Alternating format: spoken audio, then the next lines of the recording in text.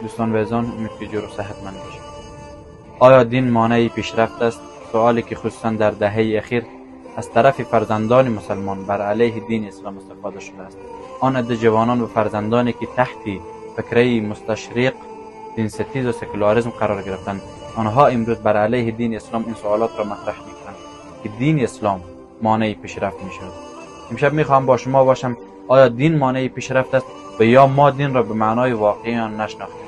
اول، پیشرفت واقعی در چه هست؟ آیا دست یافتن با تکنولوژی؟ آیا دست یافتن با سرعت اینترنت؟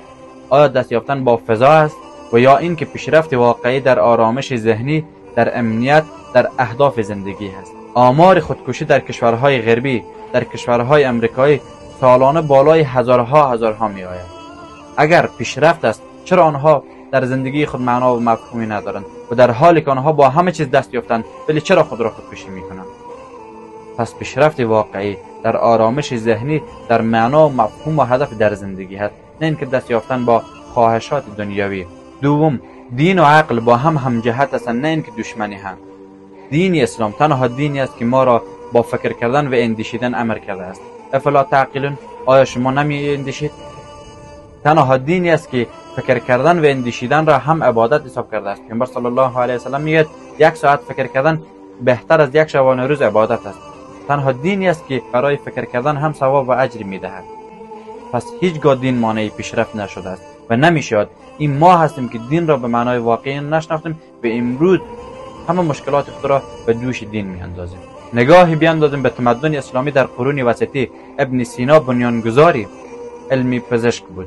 خوارزمی بنیانگذاری الجبر، ابن حیثم بنیانگذاری علم نور بوده است. اینها در حالی که مسلمان بودند، نه اینکه دشمن مسلمان، ولی امروز هر کدام صاحب علم و فن خود است. امروز ده ها از تاریخ آنها گذشته است ولی تا هنوز یاد آنها است. اینها کسانی بودند که اهل دین بودند، نه مخالف دین. و چهارم، سوء برداشت از دین است. ما برداشت درست از دین نداریم. دین هیچگاه برای ما نگفته است که شما تنها بخوابین و دعا کنید خداوند شما را موفق می‌کند، بلکه زحمت و کوشش هم دارد. مانند که مولانا میگوید من طریق سعی می آرم بجا، لیس للانسان الا ما سعی. از برای انسان هیچ چیزی نیست مگر نتیجه زحمات آن است، نتیجه کوشش و تلاش آن است که هرچی به دست می آوریم. دین برای ما نگفته است که تنها بخوابین و دعا بکنین، بلکه زحمت بکشین و کوشش بکنین. وقتی که دین را تحریف میکنن، خرافه را به جای دین میگذارند، تنبلی را به اسم قضا و قدر میکنن، آن وقت است که در ظاهرا دین مانع پیشرفت